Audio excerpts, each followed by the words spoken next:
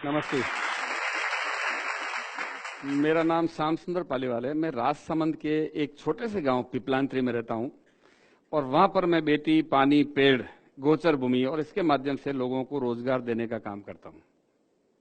आप सब जानते होंगे, आप पढ़े लिखे हैं, आप सोशल मीडिया और अखबार पढ़ते हैं। एक ऐसा गांव है जहां पर जन्म लेने वाली हर बेटी के नाम पर उस गांव के लोग खुशियां मनाते हैं और 111 पौधे लगाते हैं। मैं उस गांव का रहने वाला हूं और मैं मेरे बारे में बता दूं, मैं छोटा था, 6 साल का था, तब मेरी मां मर गई। बहुत परेशानी में हम लोगों ने जीवन यापन किया। मेरे बड़े भाई साहब या मेरे परिवार के लोग कहीं अलग धंधा करते थे तो वहां चले गए। वहां जाने के बाद उन लोगों ने गोबर का टोपला सिर पर रख दिया कि यही बेटा अपना धंधा और ये काम करना है। फिर सोचा कि नहीं, ये मेरी मंजिल नहीं हो सकती है, मुझे देश के लिए, मेरे परिवार के लिए कुछ करना है। और मैं वापस मेरे गांव आ गया और संघर्ष करना शुरू किया। और संघर्ष करते करते मैं मेरे गांव का सरपंच बना। और सरपंच बनने के बाद मैंने कोशिश की कि मैं धरती माता की सेवा करूं। मेरे एरिया में इतने बड़े स्तर पर माइनिंग होती है जिसका नाम Guinness book of world record में दर्ज है। और माइनिंग से कितना बड़ा नुकसान हो सकता है इसका अंदाजा आप लगा सकते हो। जहां धरती माता का सीना चीरा जाता हो, वहां मलबे के पहाड़ खड़े होते हो, प्रदूषण होता हो, लोग ढंग से श्वास नहीं ले सकते हो, उस एरिया में पक्षी नजर नहीं आता हो, उस एरिया में हम लोगों ने आज तक गांव की गरीब महिलाएं, विकलांग, विधवा, कमजोर लोगों ने वहां पर 3 लाख पौधे लगाए। और आज मेरे गांव में इतने पक्षी आते हैं कि देखने के लिए 200 लोग रोज आते हैं। रोज देश का ऐसा कोई अखबार या कोई न्यूज चैनल नहीं होगा जिसने हमारे गांव के बारे में नहीं छापा। मैंने नहीं किया, मेरे गांव के लोगों ने किया। मैं ये मानता हूं कि आप रास्ता ढूंढ लेंगे, काम कर लेंगे, पर गांव की गरीब, विधवा हो चुकी महिला, विकलांग, मानसिक रूप से कमजोर बच्चे, उनको भी इस दुनिया में जीने का उतना ही हक है जितना हमें है। मेरे गांव का तीतर, मोर, खरगोश, पैंथर, बंदर, चूहा, गिलेरी, कोयल, उसका भी उतना ही हक है जितना मेरा है।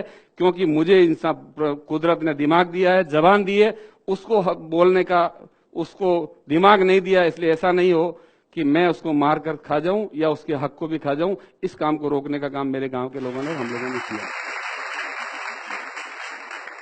और उस गांव का नाम आप यूट्यूब, फेसबुक, गूगल या अन्य जो भी व्यवस्था है उससे देखिए, पिपलांत्री। कई सैकड़ों उस पर डॉक्यूमेंट्रियां बनी है और उसको देखने के लिए दुनिया भर के लोग वहां आते हैं। कई फिल्में उस पर बनी हैं, कई मैगजीन उस पर लिखे गए हैं। 7वीं और 8वीं कक्षा के राजस्थान के पाठ्यक्रम में उसका नाम आया है, उसको बच्चे पढ़ रहे हैं।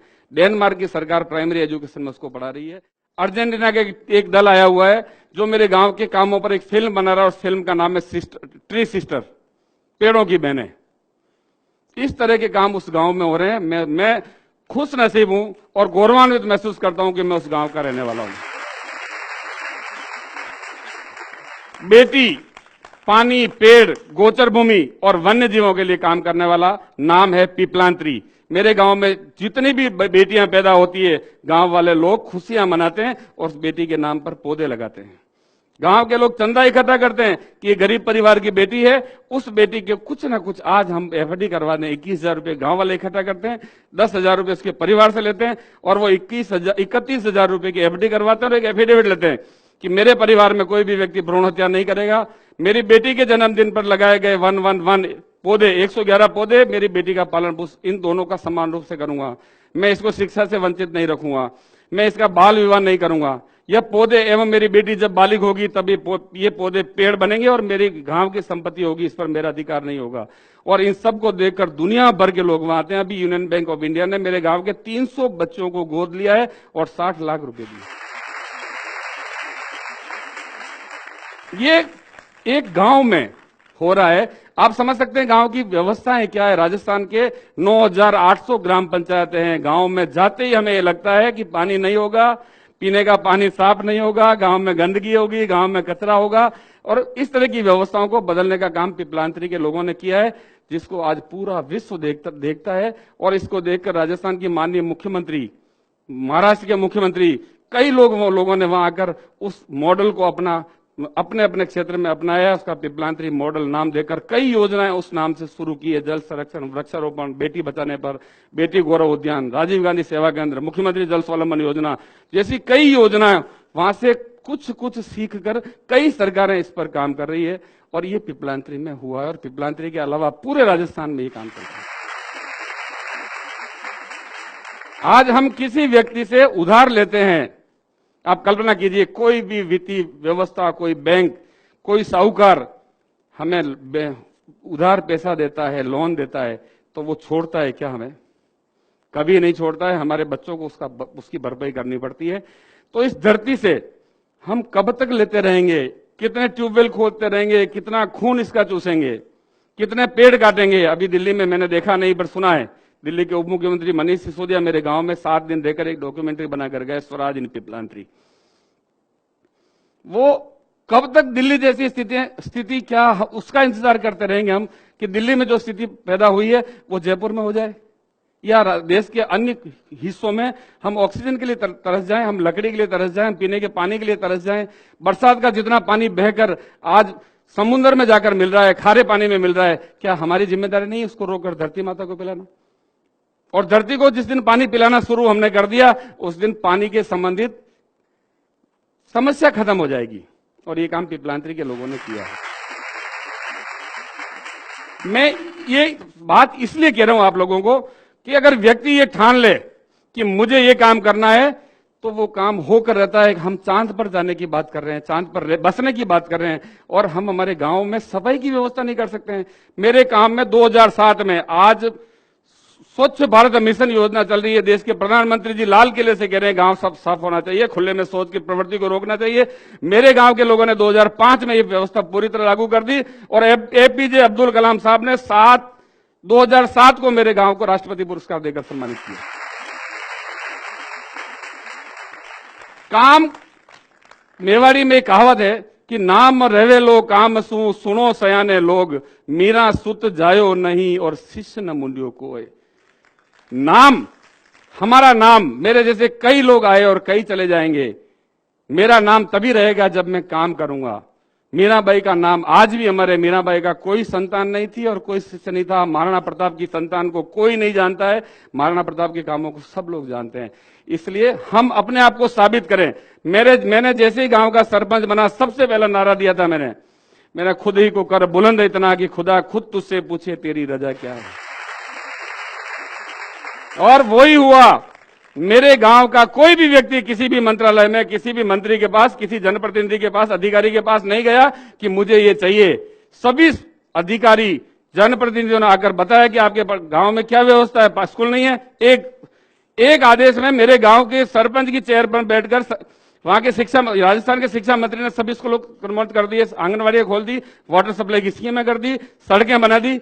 जितना पैसा चाहिए था उतना पैसा सरकार ने लाकर दे दिया।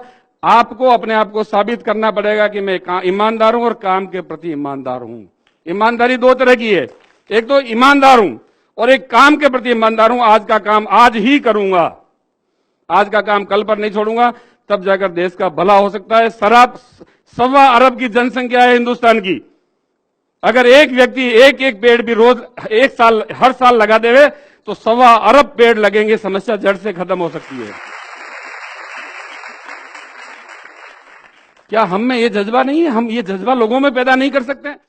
और ये काम आप लोग कर सकते हो और आपको करना पड़ेगा।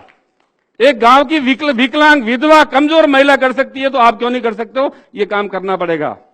कोई कलम चलाकर करे, कोई झाड़ू उठाकर करे, कोई किसी गलत चीज का विरोध करके करे, पर करना पड़ेगा आप लोगों को। तब जाकर हमारा समय निकल गया, 50 साल की उम्र हो गई, पता नहीं कब चले जाएंगे, पर क्योंकि इस दुनिया को आपको जीना है, इसलिए आपको करना पड़ेगा ये काम। ये धरती है, अगर आप चाहो तो इसको स्वर्ग के रूप में भोग लो, चाहो तो नरक करके भोग लो इसको। यही स्वर्ग है और यही नरक है।